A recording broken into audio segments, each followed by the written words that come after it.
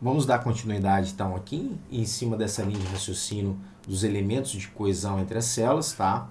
Em cima disso, pessoal, existem basicamente duas rotas de transporte através dos epitélios, beleza?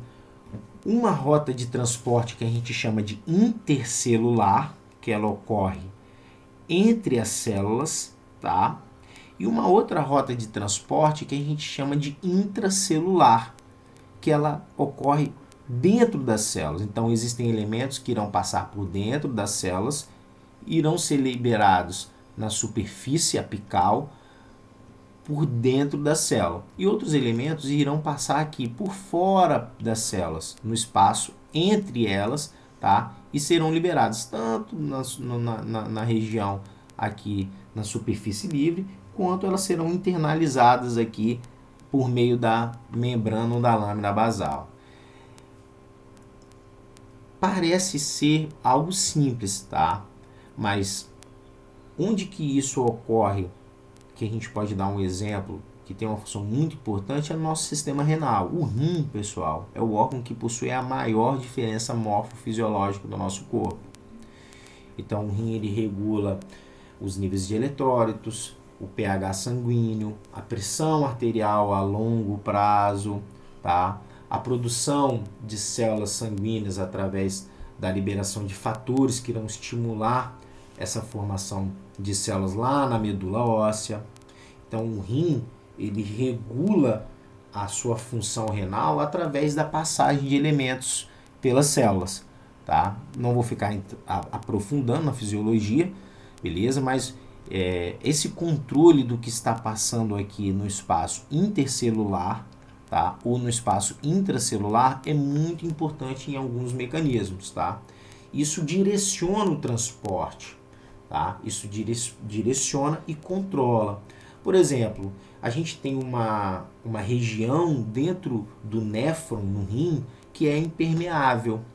Então ela é impermeável por quê? Porque nessa região, os elementos que formam essas estruturas de coesão entre as células não permitem a passagem de água. Então dentro do néfron, quando o ultrafiltrado, ou que vai dar origem à urina lá posteriormente, passa por ela, a gente não tem ali a passagem de água, a absorção de água. Por quê?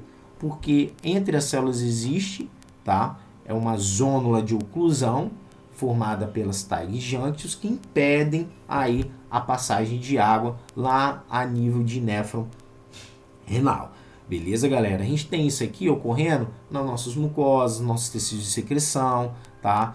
Na absorção de nutrientes, beleza? Então, basicamente, a gente tem essas duas rotas, entre as células e dentro das células, beleza? Aqui a gente tem um exemplo de uma célula, tá?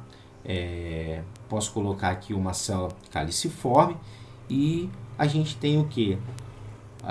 O tecido conjuntivo aqui, liberando nutrientes, esses nutrientes passando pelas lâminas basais, passando pela lâmina basal para dentro dessa célula. Esses aminoácidos irão ser processados dentro das células, né?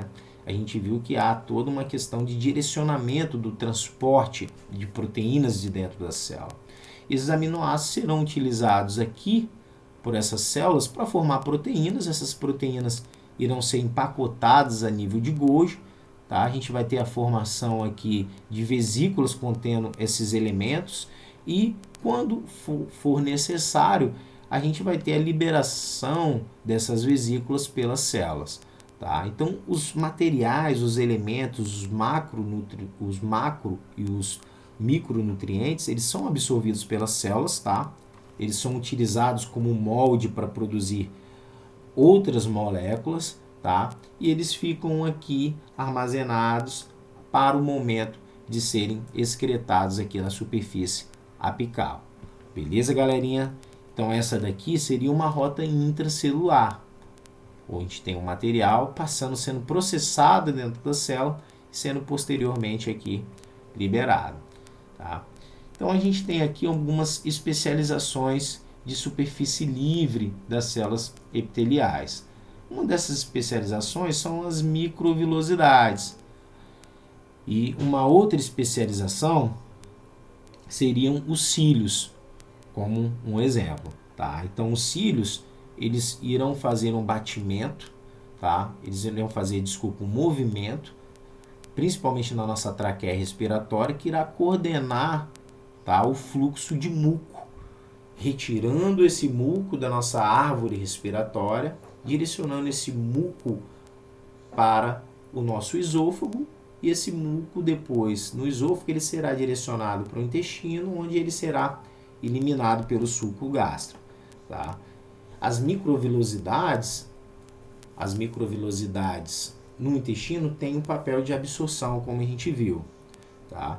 E o epidídimo, ele tem cílios, e esses cílios eles são imóveis, eles não são móveis como os cílios da nossa árvore respiratória, tá? Esses cílios eles servem para um local de fixação, principalmente dos espermatozoides, tá? Então aqui a gente tem um exemplo das microvilosidades, tá? Essas microvilosidades, elas têm a função de aumentar a superfície de contato, aumentar a capacidade de absorção, e a gente encontra principalmente no intestino delgado e no intestino grosso, tá? Então aqui a gente tem imagem de cílios na nossa árvore respiratória.